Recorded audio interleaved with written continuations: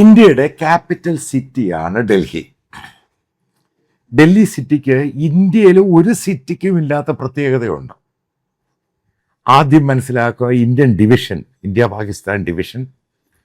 പാകിസ്ഥാനിലുള്ള ഹിന്ദുക്കൾ ഇങ്ങോട്ട് വരുന്നു, ഇന്ത്യയിലുള്ള മുസ്ലിങ്ങൾ, അതായത് ഡൽഹിയിലുള്ള മുസ്ലിങ്ങൾ പാകിസ്ഥാനിലോട്ട് പോകുന്നു.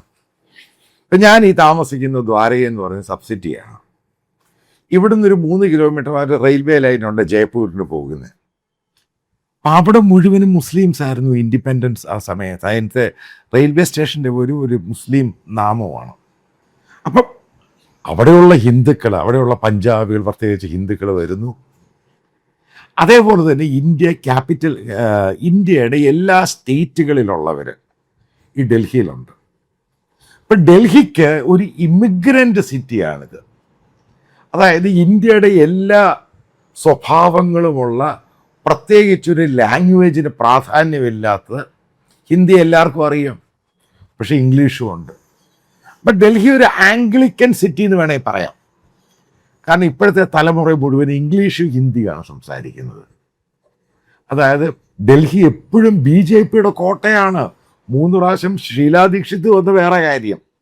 കാരണം പണ്ട് മുതൽ BJP കോട്ട. ഇത് ഹിന്ദു, ഒരു സോഫ്റ്റ് ഹിന്ദുത്വമുള്ളൊരു സിറ്റിയും കൂടാണ് ഡൽഹി. പക്ഷേ ഒരിക്കലും ഡൽഹി ഹാർഡ് കോർ ഹിന്ദുത്വയുടെ കൂടെ പോയിട്ടുമില്ല. ഈ ഡൽഹി തന്നെയാണ് ഈ പറയുന്ന BJPയെ തോപ്പിച്ചിട്ട് ആം ആദ്മിയും കോൺഗ്രസിനെ തോപ്പിച്ചിട്ട് ആം ആദ്മി വന്നിരിക്കുന്നത്. ഇൻഡ്യൂസിയാസ്റ്റിക്കാണ്, അഡ്വഞ്ചറസ് ആയിട്ടുള്ളവരാണ് ഡൽഹിയൈറ്റ്സ്. അതാണ് അതിൻ്റെ പ്രത്യേകത. അപ്പോൾ അത് ഡൽഹി ജനിച്ചു വളർന്ന എൻ്റെ മകളാണെങ്കിലും മകനാണെങ്കിലും അങ്ങനെയാണ്. അവർക്ക് ഈ പറയുന്ന മറ്റുള്ള ഇന്ത്യയിലെ പല സിറ്റികളിലും പറയുന്ന വർഗീയ മതഭ്രാന്തൊന്നുമില്ല. ഇവിടെയുള്ള പിള്ളേർക്കാണെങ്കിലും ഇവിടെയുള്ള ആൾക്കാർക്ക് അവർക്കൊരു സോഫ്റ്റ് ഹിന്ദുത്വം ഉണ്ടെന്ന് മാത്രമേ ഉള്ളൂ. അപ്പം ഈ പറയാനുണ്ടായ കാരണം, ക്യാപിറ്റൽ സിറ്റിയുടെ പ്രാധാന്യമുണ്ട്. ലോകം മുഴുവനും നിരീക്ഷിക്കുന്ന സിറ്റിയാണ് ഡൽഹി. അപ്പം ഇവിടെ CJPയുടെ പ്രൊട്ടസ്റ്റ് നടക്കുകയാണ്. കോൺഗ്രസ് ആ പ്രൊട്ടസ്റ്റ് ഏറ്റെടുക്കാൻ തയ്യാറാണ്. അതാണ് രാഹുൽ ഗാന്ധി കൊടുക്കുന്ന സന്ദേശം. കഴിഞ്ഞ 12 വർഷം ഇന്ത്യൻ ജനാധിപത്യത്തെ അടിച്ചമർത്തുകയാണ് ഈ മോദി, പ്രത്യേകിച്ച് BJP, സംഘപരിവാർ, RSS ചെയ്യുന്നത്. അതിൻ്റെ ലക്ഷണമാണ് CJP മാർച്ചിൽ ഈ ഗോദി മീഡിയ അടിക്കുന്നത് കണ്ടത്. ആ മാർച്ചിൽ ബ്യൂട്ടിഫുൾ ആയിട്ടുള്ള ചില ക്ലിപ്പിങ്സ് ഉണ്ട്. അതായത് ഈ CJPയുടെ മാർച്ച് നടക്കുമ്പോൾ, അതായത് ഈ പാർലമെൻറ്റ് മാർച്ചാണെങ്കിൽ അതിനു മുമ്പ് അത് കഴിഞ്ഞു. നിങ്ങൾ അറിഞ്ഞിരിക്കണം എന്ത് മനോഹരമാണ്. ഡൽഹിക്കാരെ പറ്റി നിങ്ങൾ അറിഞ്ഞിരിക്കണം. ഈ ഇന്ത്യ എന്ന് പറഞ്ഞ മഹാരാജ്യത്തിലെ ജനങ്ങളെ പറ്റി നിങ്ങൾ അറിഞ്ഞിരിക്കണം. അതായത് ഈ പറയുന്ന സുഡാപ്പികൾ പറയുന്ന ഒന്നുമല്ല. ഇന്ത്യൻ മഹാരാജ്യം എന്ന് പറയുന്ന രാജ്യം, ഇവിടെ ഏറ്റവും ഭൂരിപക്ഷം എന്ന് പറയുന്ന ആൾക്കാർ ഇന്നും വിശ്വസിക്കുന്ന ഇന്ത്യ ഒരു മതരാജ്യമല്ല. നമ്മളെല്ലാവരെയും ഉൾക്കൊണ്ടു പോകേണ്ടവരാണ്. ആ ഒരു കോൺസെപ്റ്റ് വിശ്വസിക്കുന്ന ഒരു രാജ്യമാണ് ഇന്ത്യ. അല്ലെങ്കിൽ CJP, അതായത് സോഷ്യൽ മീഡിയ എന്നുണ്ടായ ഒരു പാർട്ടി, ഉണ്ടായിട്ട് എത്ര ദിവസം, പാർട്ടിയല്ല, ഒരു ഫോറം. പക്ഷെ അവർ നിരാഹാര സത്യാഗ്രഹം സ്റ്റാർട്ട് ചെയ്യുന്നു. സോനം വാഗ്നിക് സ്റ്റാർട്ട് ചെയ്യുന്നു. അതിനുശേഷം അഭിജിത്ത് ദീപ്തെ അത് ഏറ്റെടുക്കുന്നു. ചെറുപ്പക്കാർ, നിങ്ങൾ മനസ്സിലാക്കുക, ഈ സ്വിഗ്ഗി, സൊമാറ്റോ, മാജിക് പിൻ, അവിടെ ആഹാരം ഇഷ്ടം പോലെ കൊണ്ടു കൊടുക്കാൻ തുടങ്ങി. ആളുകൾക്കറിയത്തില്ല, പക്ഷെ ആളുകൾ ബുക്ക് ചെയ്യുകയാണ്. അവിടെ ഉള്ളവരെല്ലാം ബുക്ക് ചെയ്യുന്നത്. മറ്റുള്ളവർ ഫ്രീ ആയിട്ട് ആഹാരം കൊണ്ട് കൊടുക്കുന്നു. ഈ മനോഹാരിത നിങ്ങൾക്ക് ഇന്ത്യയിൽ ഏതെങ്കിലും സിറ്റി കാണിച്ചു തരാൻ പറ്റുമോ? അപ്പോൾ പല ആൾക്കാരും എന്നോട് ചോദിക്കുമ്പോൾ ഞാൻ പറയും, ഞാനൊരു ഡൽഹിയായിട്ടാണ്. കാരണം ഡൽഹിക്കാരൻ്റെ സ്വഭാവം എനിക്കറിയാം. ഞാൻ ഈ ബഡ്ഡിങ് ജേർണലിസ്റ്റായിട്ട് മിഡ് ഡേ എന്ന് പറഞ്ഞൊരു ഉച്ചപത്രത്തിൽ കൂടെ സ്റ്റാർട്ട് ചെയ്യുന്നത്. അപ്പോൾ ഈ ഇന്ത്യക്ക് ഡൽഹി മുഴുവൻ ആ സമയത്ത് ഞാൻ കറങ്ങിയിട്ടുണ്ട്. ഡൽഹിക്കാരുടെ സ്വഭാവം അറിയാം. കാരണം വളരെ മെച്ചുവേർഡാണ് ഈ കാര്യത്തിൽ. പക്ഷേ അവർ ചെയ്യേണ്ടത് വെച്ച് എന്ത് ചെയ്യുകയും ചെയ്യും. അത് പാർലമെൻറ്റ് മാർച്ച് 20-ാം തീയതി നിങ്ങൾ കണ്ടതാണ്. കാരണം അവർ ബ്രേക്ക് ചെയ്യുമെന്ന് വെച്ചാൽ ബ്രേക്ക് ചെയ്യും. മോദിയെ പുറത്താക്കും എന്ന് പറഞ്ഞാൽ പുറത്താക്കും, ഉറപ്പായിട്ടും. അതിൻ്റെ ലക്ഷണങ്ങൾ കാണാൻ തുടങ്ങി.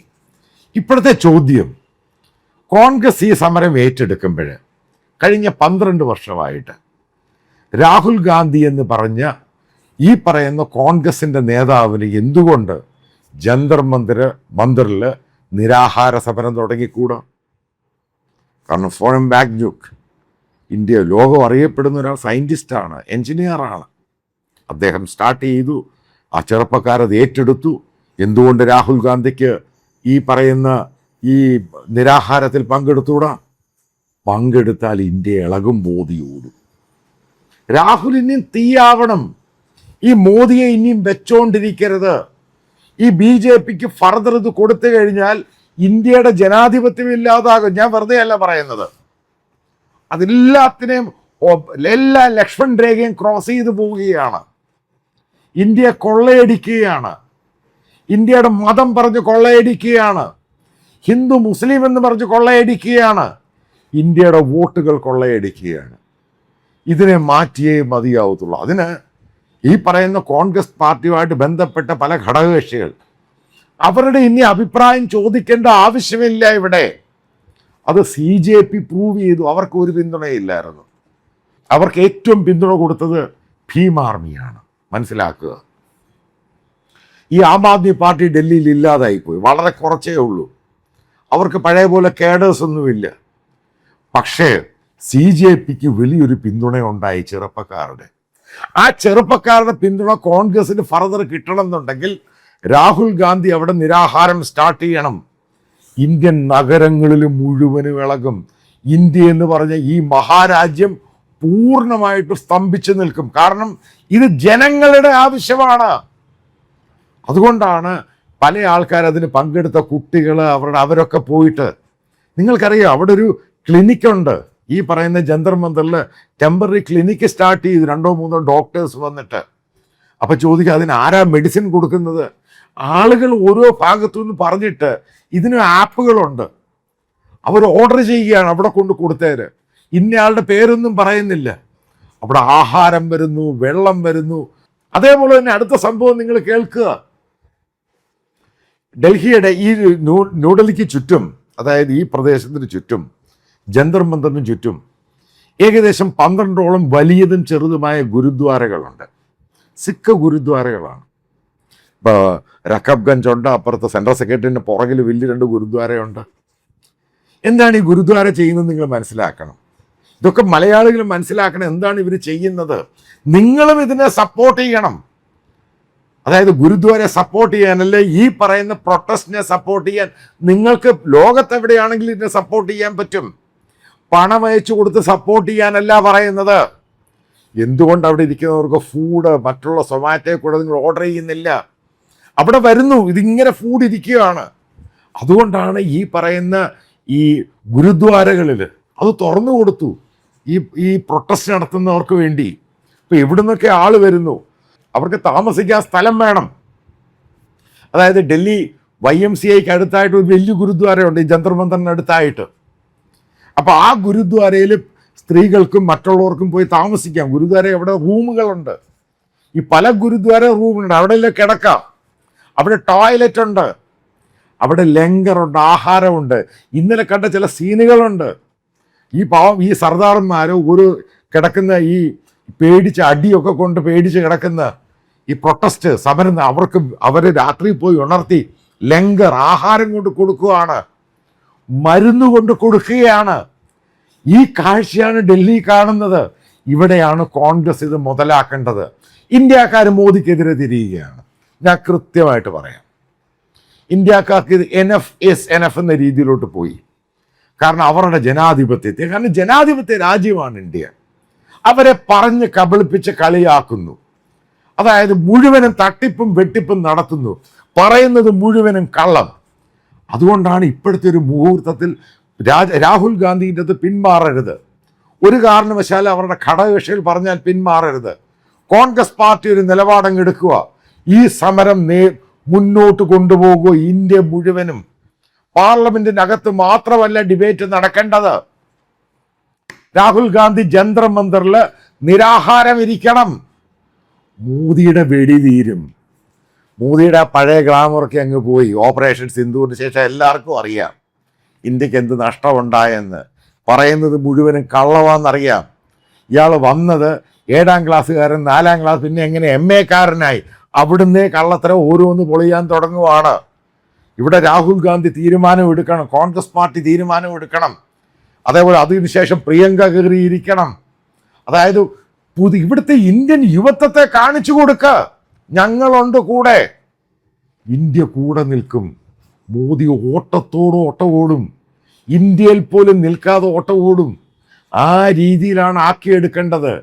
അല്ലെങ്കിൽ വീണ്ടും ഇന്ന് ബംഗാളിൽ നിന്നും വിളിച്ചു വരുത്തും CRPF-നെ. കാരണം അവർക്കറിയാം ഇത് കൺട്രോൾ ചെയ്യാൻ പറ്റത്തില്ല. എന്തുകൊണ്ട് രാഹുൽ ഗാന്ധി പ്രൊട്ടസ്റ്റ് ഏറ്റെടുക്കുന്നില്ല? ഇന്ത്യയിൽ മുഴുവനും പ്രൊട്ടസ്റ്റ് നടക്കുന്നു, ബീഹാറിൽ പ്രൊട്ടസ്റ്റ് നടക്കുന്നു, ജാർഖണ്ഡിൽ നടക്കുന്നു. അത് ഇന്ത്യയിലെല്ലാം പകരട്ടെ. ഈ പറയുന്ന ആം ആദ്മി പാർട്ടിയുടെ പഴയ അണ്ണാ ഹസാരെ, അത് RSS ആണ് സ്പോൺസർ ചെയ്തത്. ഒരു മൂവ്മെന്റ് ഉണ്ടായി ഇന്ത്യയിൽ.